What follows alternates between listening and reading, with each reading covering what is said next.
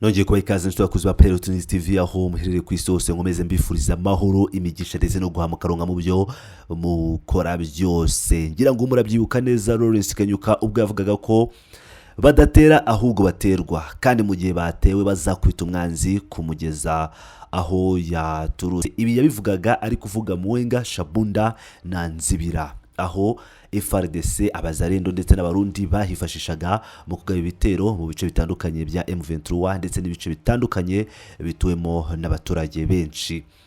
Nzibira yo yamaze kuvamo amakuru murayazi. AFC M23 rero iragena ko iri bufate Mwenga na Shabunda ku buryo ubu rwose iri kuhegera neza, irahagera amajanja ariko twabivuga mu rurimi rw'ikinyarwanda. Iyi nkuru turibagezaho ku buryo burambuye, tubagezeho ibijyanye na Luke na Mulema, aho ku cyumweru hari imirwano ikomeye cyane. Ku munsi w'ejo kuwa mbere amakuru ahari nuko M23 yamaze kuhafata ihirukanye abazalendo. Turaza guhita tunerekeza i Kinshasa aho turi buze kuri Senko yamaganye igihano cy'urupfu rwahawe Joseph Kabila Kabange. Bimeze bite rero?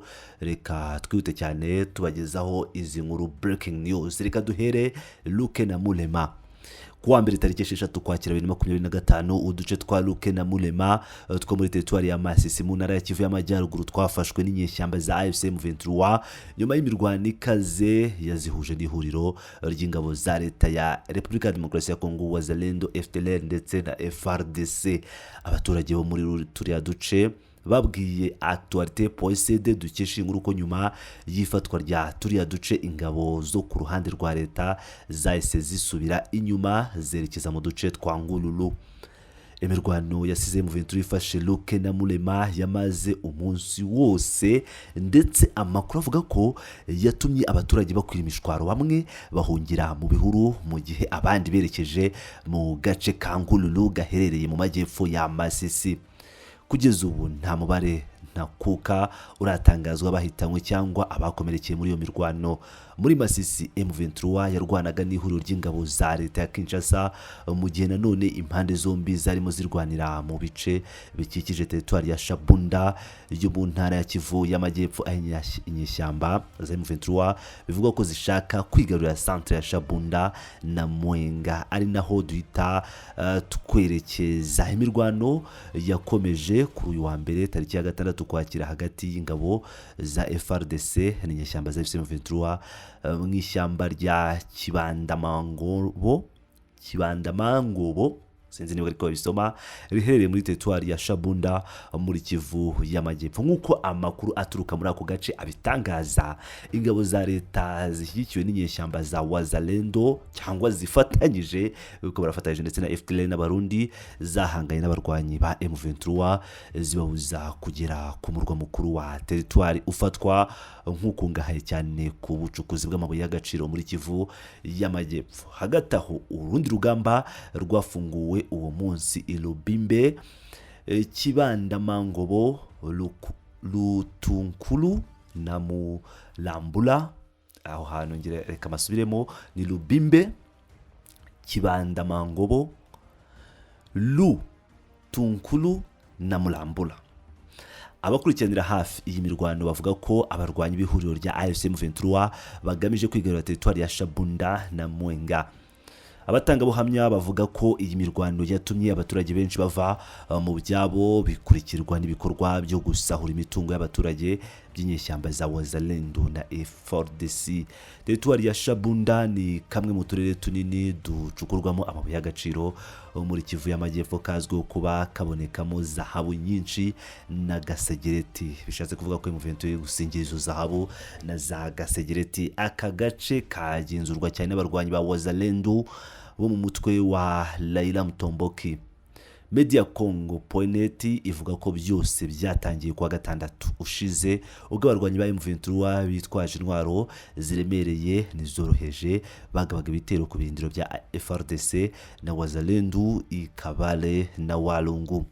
Nk'uko amakuru aturuka muri ako gace abitangaza, igitero cya mbere cyabereye Ininja kibasiye uduce twa Churwe, Mwegelela, Lubuhu, Ikambi na Ruhago twigaruye n'inyeshyamba za M23 nyuma y'uko ingabo za leta n'inyeshyamba za Wazalendo ziyabangiye ingata zigakizwa n'amaguru. Twavuga ko aka kanya ayo ariyo makuru akomeye cyane ku rugamba, ariko tugahita twerekeza i Kinshasa nyuma y'igihano cy'urupfu cyakatiwe Joseph Kabila Kabange. Ibintu byakomeye i Kinshasa aho abanyamadini barakaye cyane. Inama y'abepiskopi gatolika muri Repubulika ya Demokarasi ya Kongo Senko ikaba yamaganye igihano cy'urupfu urukiko rukuru rwa gisirikare ruheruka gukatira Joseph Kabila Kabange wahoze ari perezida wa kiriya gihugu. Kuwa kabiri w'icyumweru gishize nibwo Kabila wayoboye Repubulika ya Demokarasi ya Kongo hagati ya 2001 na 2019, no kuvuga imyaka igera kuri 18, yakatiwe urwo gupfa nyuma yo guhamwa ibyaha birimo kubangamira igihugu, ibyaha by'intambara ndetse no kujya mu mutwe ugambiriye gukuraho ubutegetsi. N'ibyaha yarezwe nyuma gato yuko yavaga mu buhungiro akerekeza mu mujyi wa Goma kuva muri Mutarama uyu mwaka ugenzurwa n'inyeshyamba zo mu mutwe wa AFC M23. Uyu mugabo utaratabwa muri yombi ngafungwe nubwo ntacyo aratangaza ku gihano yahawe.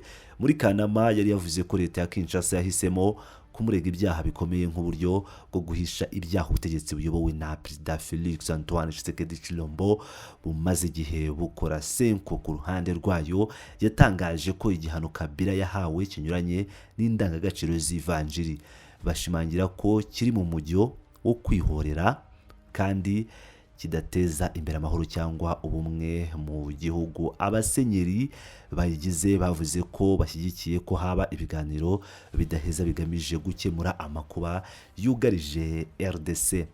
Mu butumwa bwa video bwasomwe ejo kuwa mbere n'umunyamabanga mukuru wa Senko Musenyeri Donatien Nshore yavuze ko ibiganiro bidaheza nibyo nzira nziza cyane yo gukemura impamvu muzi y'aya makuba mu bwinshi no kugarura ubumwe n'amahoro. Senko kandi mu itangazo yasohoye ryashyizweho umukono na Musenyeri mukuru wa Lubumbashi Fulgence Muteba uyiyobora, yanasabye ko habaho umuhate uhuriweho wo guca igihano cy'urupfu no gushyira imbere kubaka igihugu no gutuma habaho ubusugire bwa Kongo n'imibereho myiza y'abaturage b'Abanyekongo. Yongeye gusaba abategetsi ba Repubulika ya Demokarasi ya Kongo, abatavuga rumwe n'ubutegetsi bitwaje intwaro n'abatitwaje intwaro, imiryango itegamiye kuri leta, societe civile n'abaturage ba RDC kurwanya impamvu zinyuranye ziteza amakimbirane zituma habaho umuco w'urupfu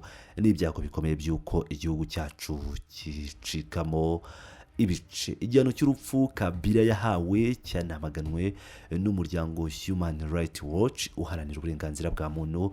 Mu itangazo wasohoye ku cyumweru gishize wavuze ko kuba Kabila yaraburanishijwe adahari kandi atunganiwe ari ihonyorwa ry'uburenganzira bwo kuburanishwa mu rubanza ruboneye buteganywa mu mategeko mpuzamahanga y'uburenganzira bwa muntu. Lewis Mudge, umukuru wa Human Rights Watch ishami rya Afurika yo hagati, yagize ati hari ugushidikanya guke ku kuba Kongo yarabayemo ihonyorwa rikomeye ry'uburenganzira bwa muntu ku butegetsi leta bwagiye bukurikirana, ndetse abahoze ari abategetsi bakwiye kuryozwa ibyo bakoze nabi. Yunzemo ati inzego z'umutekano za leta zakoze ibikorwa byinshi